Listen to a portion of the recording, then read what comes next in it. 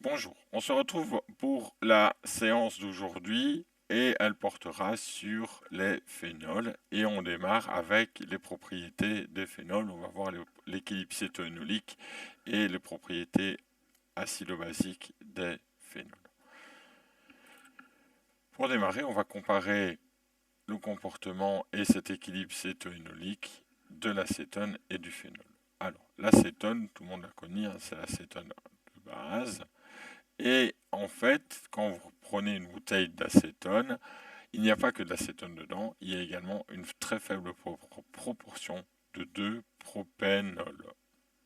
Alors pourquoi du propène, du 2-propénol, il y a la terminaison N, parce qu'on retrouve sur mon énol, on peut appeler ça également un énol, une double liaison, et j'ai également pour la terminaison ol un alcool. Alors, qu'est-ce qui s'est passé? En fait, j'ai un proton ici en alpha de la fonction CO qui est relativement labile, qui va en fait venir sur l'oxygène et j'ai ma double liaison de groupement carbonyle qui vient former une liaison carbone-carbone. Au niveau du phénol, ça va être la même chose, mais de façon beaucoup moins importante. L'équilibre sera quasi pas déplacé vers ici la fonction cétonique, mais on va rester sur la fonction énol, puisque vous voyez, on a bien une double liaison et une fonction alcool qui correspond à la fonction énol ici, d'où son nom aussi de phénol. Ça tombe bien, phénol, phényl, énol, ah ah ah. Alors, euh, on remarque que le proton de ce niveau-ci est venu là et que liaison, la double liaison carbonyle est venue rentrer dans le jeu de l'aromaticité. Alors, le phénol existe également sous 5 structures frontières. Celle qu'on connaît le mieux, c'est celle-ci. Et on remarque également qu'on a une paire libre de l'alcool qui peut venir, de l'oxygène, excusez-moi, former une liaison de type carbonyle. Et à ce moment-là, on a une charge négative sur la position ortho qui va être répartie sur l'ensemble du cycle grâce aux différentes structures de résonance. Plus on aura de structures de résonance et plus la charge sera partagée entre les différents atomes de carbone. Donc ici, on voit bien que la charge négative est bien partagée par l'ensemble du cycle, ce qui va permettre aux protons d'être relativement labile. On va voir pourquoi après.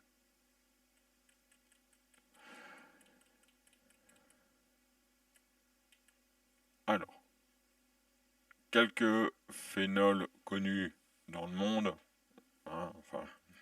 Les phénols, on en retrouve énormément dans la nature. Dans la nature, on ne va pas les synthétiser de la même manière que nous. Pour nous, c'est assez compliqué de les synthétiser industriellement au laboratoire. Dans la nature, ça, c'est simple pour elles. Alors, on a les senteurs au niveau des framboises, des raspberries. Ici, un câble alcool. Alors, on a, vous savez bien, des molécules qui sont soi-disant chémopréventives du cancer. C'est par exemple les feuilles vertes de thé. On va retrouver de l'épigallocatechin. Et on va retrouver le même type de molécules, enfin les molécules avec le même genre d'activité dans les raisins. La plus connue et la plus sympa, ça reste la capsaïcine, qui est la responsable des sensations de brûlure données par les piments. Alors, je parlais tout à l'heure du caractère acide du phénol, de la charge négative qui pouvait se déplacer sur le cycle. J'avais été un peu trop vite. C'est ce qu'on va voir ici. Le phénol et les phénols en général ont un pKa qui varie de 8 à 10. Si on les compare aux acides carboxyliques, eux ont des pKa entre 3 et 5. Et les alcanols, c'est-à-dire éthanol, propanol, butanol, etc., ont des pKa compris entre 16 et 18. Alors, Pourquoi le phénol est-il si acide? En fait, c'est parce que la charge négative qui apparaît lors de la perte du proton, elle va être, comme vous le voyez ici, stabilisée sur l'ensemble du cycle basénique, et donc ça va permettre une stabilisation de cette charge négative. Plus la charge négative sera stabilisée et plus le proton sera labile.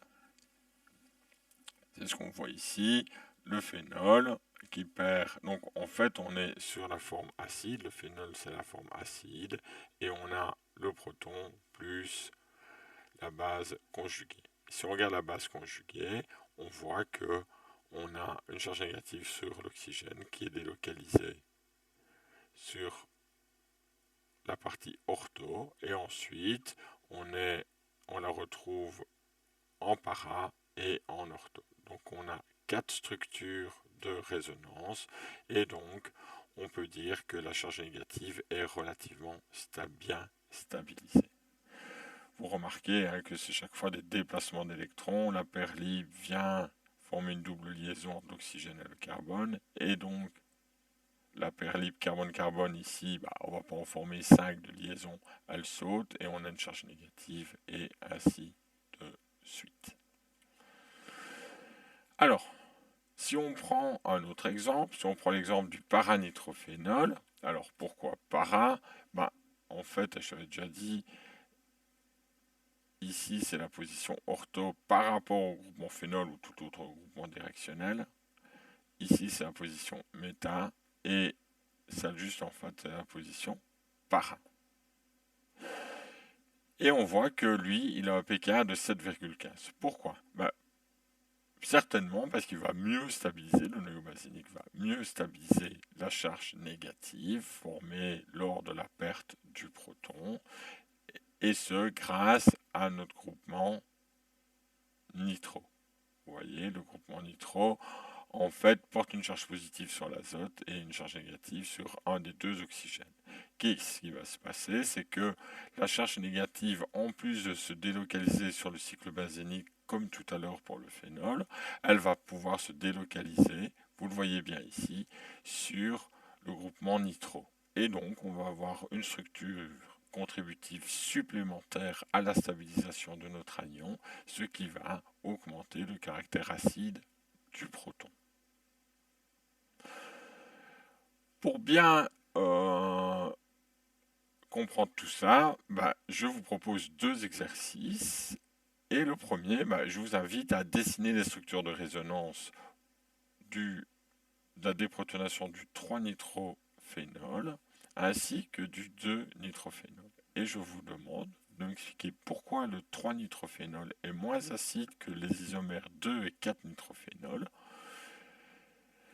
mais quand même plus acide que le phénol lui-même, et ça s'explique à travers les différentes structures de résonance. Alors, la deuxième partie de la question, là ce sera sans dessiner de structure de résonance, c'est de me ranger par ordre croissant d'acidité le phénol, le 3,4-diméthylphénol, le 3-hydroxobazoïque acide et le 4-fluorométhylphénol.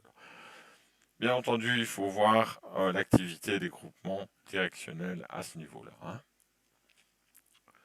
Alors, on va s'intéresser maintenant à la synthèse des phénols, et c'est vraiment pas évident, je vous l'ai dit, d'obtenir des phénols pour nous. Et la première, c'est les substitutions nucléophiles sur le benzène. Alors, généralement, le benzène est doué de substitutions électrophiles, puisque le benzène est un noyau qui est riche en électrons. Ici, on va avoir ce qu'on appelle des substitutions nucléophiles.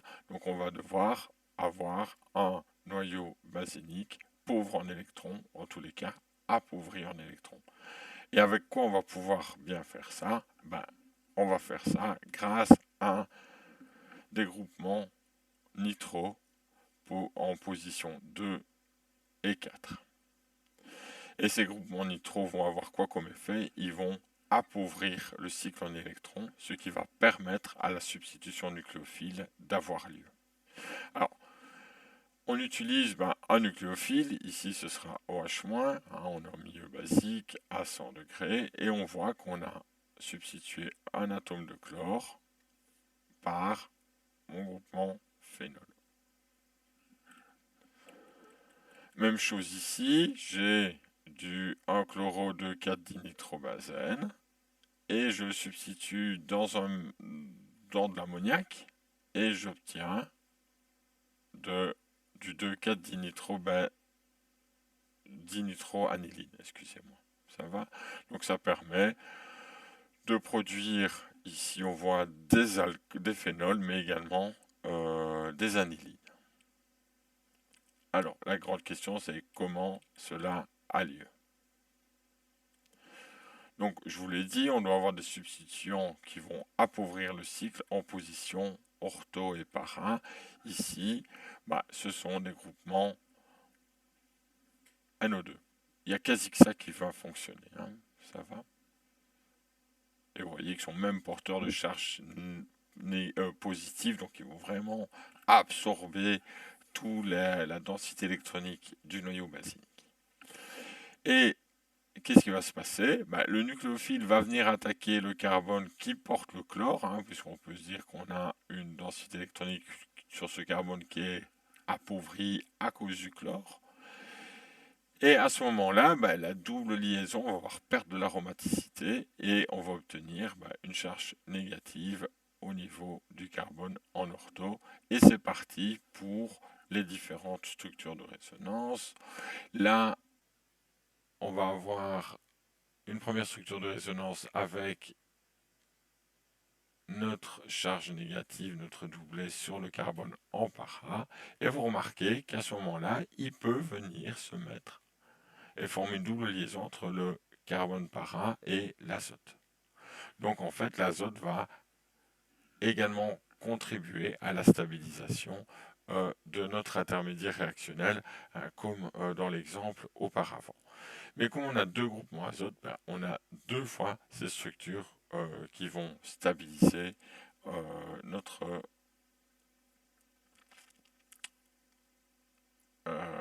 anion. Alors, ici, on porte toujours le nucléophile. Vous voyez, on va devoir avoir une étape d'élimination. Et cette dernière a lieu par recouvrement, à partir du moment où on va retrouver l'aromaticité, c'est-à-dire que la paire libre va venir reformer une liaison carbone sp2. Et à ce moment-là, l'atome de chlore va partir. Et on va se retrouver avec cette substitution nucléophile. Donc, tout ça, c'est grâce à l'appauvrissement du cycle aromatique pour l'attaque, mais également à la stabilisation de la charge négative par les deux groupements nitro en position 2 et 4.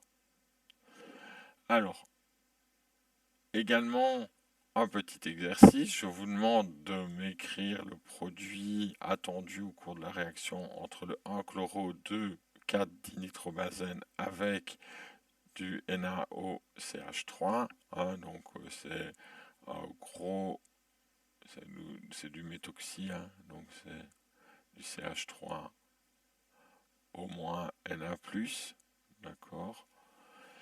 Et le deuxième, c'est de me dessiner les structures de résonance, les intermédiaires réactionnels, qui vous permettent d'expliquer la réaction décrite ci-dessous. On sait qu'on obtient ce changement, en fait on obtient un isomère et une isomérisation au cours du temps, et je vous demande de me l'expliquer grâce à des mécanismes réactionnels.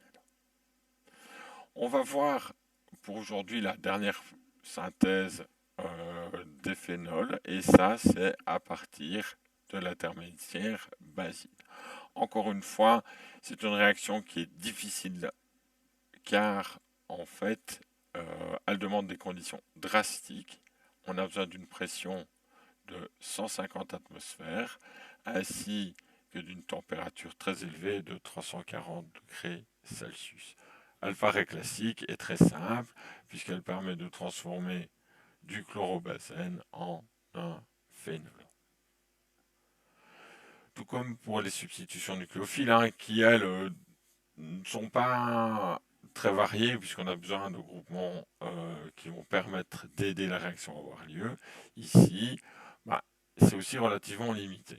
On peut également produire l'aniline comme pour les substitutions nucléophiles.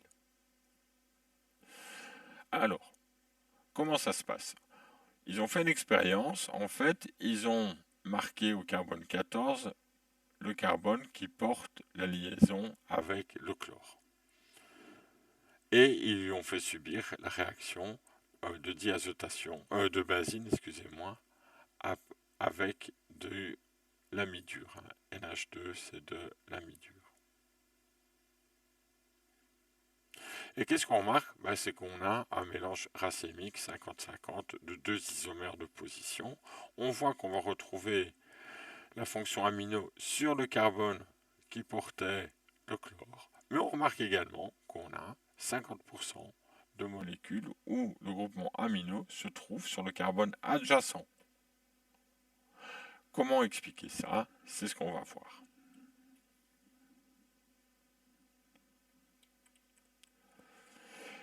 Alors, le mécanisme de la substitution nucléophile sur des halogénobenzènes se déroule en deux étapes. On a la première qui est l'étape d'élimination de l'halogène et la deuxième, c'est l'étape d'addition qui se déroule sur les deux carbones de la liaison benzine.